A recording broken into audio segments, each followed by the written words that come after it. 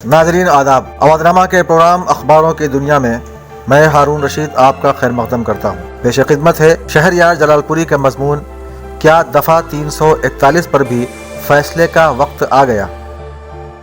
وہ لکھتے ہیں کہ بابری مسجد کے فیصلے کے ایک ہفتہ قبل ہی مودی سرکار نے سپریم کورٹ میں ایک حلف نامہ داخل کر دیا ہے، جس کی آخری تاریخ فروری 2011 عیسوی تھی، لیکن منموہن سنگھ کی سرکار نے تمام مسلم اور عیسائی تنظیموں کی مانگ اور عدالت کے حکم کو نظر انداز کر دیا، جس سے صدارتی حکم نامہ 1950 عیسوی کے ذریعے پنڈت جواہر لال نہرو کی سرکار نے دلت مسلمانوں کے ساتھ آزاد ہندوستان کی سب سے بڑی بے ایمانی کی تھی اور مذہب کی بنیاد پر مسلمانوں کے ساتھ سرکاری نوکریوں اور سرکار میں ایسی ناانصافی کا سلسلہ شروع کیا، جس کے نتیجے میں سچر کمیٹی نے یہ رپورٹ دی کہ ہندوستان میں مسلمانوں کی حالت دلتوں سے بھی بدتر ہو گئی ہے، اور اس پر ستم یہ کہ کانگریس کی سرکار نے اپنی ہی حکومت کے ذریعے بنائی گئی سچر کمیٹی اور رنگناتھ مشرا کمیشن کی رپورٹ کو ردی کی ٹوکری میں ڈال دیا۔ تمام فریاد اور یاد دہانی کا سونیا گاندھی اور منموہن سنگھ کی سرکار پر کوئی اثر نہیں ہوا۔ کانگریس اور دیگر سیکولر پارٹیوں کو صرف مسلمانوں کا مفت میں ووٹ چاہیے۔ ان کے نزدیک دیگر طبقوں کی ناراضگی کی اہمیت ہے، لیکن مسلمانوں کی ناراضگی کی کوئی اہمیت نہیں ہے۔ اب بی جے پی سرکار نے سپریم کورٹ میں حلف نامہ لگا دیا ہے۔ اپنے حلف نامے میں مرکزی سرکار نے کیا کہا ہے یہ تو معلوم نہیں ہو سکا، لیکن اس سے یہ ہوگا کہ جو مقدمہ گزشتہ ایک دہائی سے سپریم کورٹ میں لٹکا ہوا تھا، اس پر آگے سنوائی ہو سکے گی۔ ایسا نہیں ہے کہ بی جے پی کی سرکار کو مسلمانوں سے کوئی ہمدردی ہے، بلکہ ایسا لگتا ہے کہ جیسے پچھلے 70 برسوں سے جو مسئلے ہندو اور مسلم سے تعلق رکھتے تھے، بی جے پی ان سب کو عدالت کے ذریعے فیصلہ کروا کر اس کا فائدہ اٹھانا چاہتی ہے، جیسے 3 طلاق، بابری مسجد، دفعہ 370 اور 35A۔ یاد رہے کہ ان سب سے مودی سرکار نے جو فائدہ اٹھایا وہ عام طور پر اپنے اعلیٰ ذات اور OBC ذاتوں کو متاثر کر کے اٹھایا، لیکن دلت مسلمانوں کے ریزرویشن کے مسئلے کو عدالت کے ذریعے حل کروا کر دلت اور قبائلی ووٹروں کے بیچ اپنی گھسپیٹ کافی اندر تک کرنا چاہتی ہے۔ اس سے اس کے اس دعوے کو بھی وزن حاصل ہوگا کہ بھارتیہ جنتا پارٹی تمام ہندوؤں کے مفادات کو تحفظ فراہم کرنے والی ملک کی واحد پارٹی ہے۔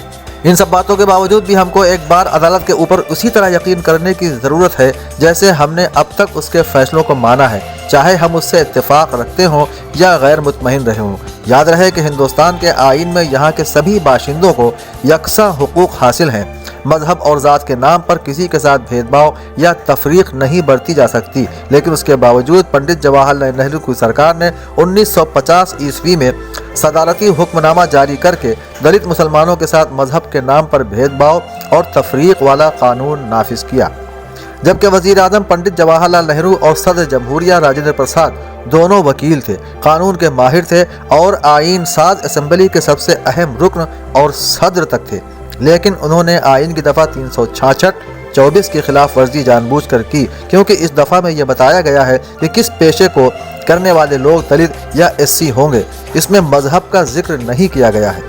ایک بات دیکھنے کو بار بار مل رہی ہے کہ جب معاملہ ہندو اور مسلمان کا ہوتا ہے یا ہندوؤں اور مسلمانوں کے مفادات کا ہوتا ہے، تب سرکار ہو یا کوئی اور ادارہ، وہ مسلمانوں کے جائز حقوق کے ہی نہیں بلکہ آئین ہند کے ساتھ بھی پوری طرح وفادار نہیں رہتی ہے۔ بہرکیف ہم کو اسی ملک میں رہنا ہے، اسی سماج کے ساتھ جینا اور مرنا ہے اور اپنے ملک کے آئین کے ساتھ وفادار رہنا ہے۔ اس لیے ہم کو عدالت پر ایک بار پھر اعتماد کرنا ہوگا۔ یہ مسئلہ بہت دنوں سے دلت مسلمانوں کا کلیدی مسئلہ رہا ہے، لیکن مسلمانوں کی عام قیادت نے اس کو تقریباً نظر انداز کیا۔ گزشتہ 25 برسوں سے ڈاکٹر اعجاز علی نے عملی طور پر اس مسئلے کو زندہ رکھا۔ اس وقت وہی ہیں جو سرگرم عمل ہیں۔ ڈاکٹر اعجاز علی سے ان کے نظریے اور لائحہ عمل سے اختلاف کیا جا سکتا ہے، لیکن ان کی نیت پر شک ہرگز نہیں کیا جا سکتا۔ ہمیں یقین ہے کہ ڈاکٹر صاحب کو اس مشن میں کامیابی ملے گی، اور اگر عدالت نے انصاف کیا تو دلت مسلمانوں کی زندگی میں انقلابی تبدیلی آ جائے گی اور ہندوستان کی سیاست میں، سماجی زندگی میں اور معاشی حالات میں نمایاں فرق نظر آئے گا۔ قوم اور ملت کی وقت میں بہت اضافہ ہوگا۔ ایک طرف سرکاری نوکریوں میں پہنچ کا دروازہ کھلے گا تو دوسری طرف سیاسی ریزرویشن کے ذریعے پارلیمنٹ اور اسمبلیوں میں بھی آپ کی آواز غور سے سنی جائے گی۔ شہریار جلال پوری لکھتے ہیں کہ کیونکہ جیسے ہندو دلتوں کے لیے لوک سبھا اور ودھان سبھا میں سیٹیں ریزرو ہیں، ویسے ہی دلت مسلمانوں کو بھی ان کی ریزرو سیٹوں میں حق حاصل ہوگا۔ تعلیمی اداروں میں جو ریزرویشن ہندو دلتوں کو حاصل ہیں، وہی ریزرویشن مسلمان دلتوں کو بھی حاصل ہوگا۔ فیس اور وظیفوں میں جو فائدے دلتوں کو حاصل ہیں، اس میں بھی شراکت ہوگی۔ سرکاری ملازمین کو پروموشن میں ترقی کے مواقع حاصل ہوں گے۔ اس کے علاوہ مسلمانوں کے سامنے جو فسادات کا مسئلہ رہتا ہے، اس کا حل بھی اس کے ذریعے ہو سکتا ہے، کیونکہ دلت ایکٹ کا تحفظ دلت مسلمانوں کو بھی حاصل ہوگا۔ اس لیے مسلمانوں کو سمجھنے کی ضرورت ہے کہ ہمارے بہت سے مسائل کا حل دفعہ 341 کے ذریعے جو مذہبی بنیاد پر بھید بھاؤ کیا جاتا ہے، اس میں چھپا ہوا ہے۔ آپ اگر غور کریں تو اس نتیجے پر پہنچ سکتے ہیں کہ صدارتی حکم نامہ 1950 کے ہٹتے ہی آپ ملکی وسائل میں آپ کے جو حقوق ہیں ان کا بڑا حصہ حاصل ہونا شروع ہو جائے گا۔ یہ ایک ایسا بند دروازہ ہے جس کی وجہ سے آپ کے بہت سے ترقی کے راستے بند ہیں۔ ضرورت ہے کہ ہم سبھی لوگ اپنی حیثیت اور صلاحیت کے اعتبار سے اس قانونی لڑائی کو لڑنے والوں کو مدد پہنچائیں، ان کی طاقت بنیں۔ اس لڑائی کو جیتنے کا مطلب ہوگا کہ باطل طاقتوں کو شکست دینا اور ہندوستان کے آئین کو عملی طور پر نافذ کروانا، اور ان میں جو حقوق یہاں کے باشندوں کو دیے گئے ہیں، حق کو حقدار تک پہنچانا بھی ہمارا فریضہ ہے۔ اس کو کار خیر سمجھ کر بھی کیا جا سکتا ہے۔ لکھنؤ میں ڈاکٹر انیس انصاری صاحب بھی اپنی متضاد دلچسپیوں کے ساتھ اس مشن سے جڑے ہیں۔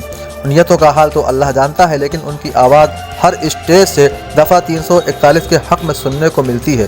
بہرحال اس مشن میں جو جس طرح بھی معاون رہا ہے یا ہوتا ہے، اس کا استقبال کیا جانا چاہیے۔ یہ ایک ملی اور قومی ہی نہیں، انسانی مسئلہ بھی ہے، مساوات کا مسئلہ، انصاف کا مسئلہ ہے، آئین کی طاقت کو کمزور ترین شخص تک پہنچانے کا مسئلہ ہے۔ یاد رہے کہ ہندوستان کا ہر باشندہ ایک لوہے کی زنجیر کی طرح ہے۔ اگر اس زنجیر کی کوئی کڑی کمزور ہوگی تو زنجیر ٹوٹ جائے گی، وہ چاہے جتنی بھی فولادی طاقت کی حامل ہو۔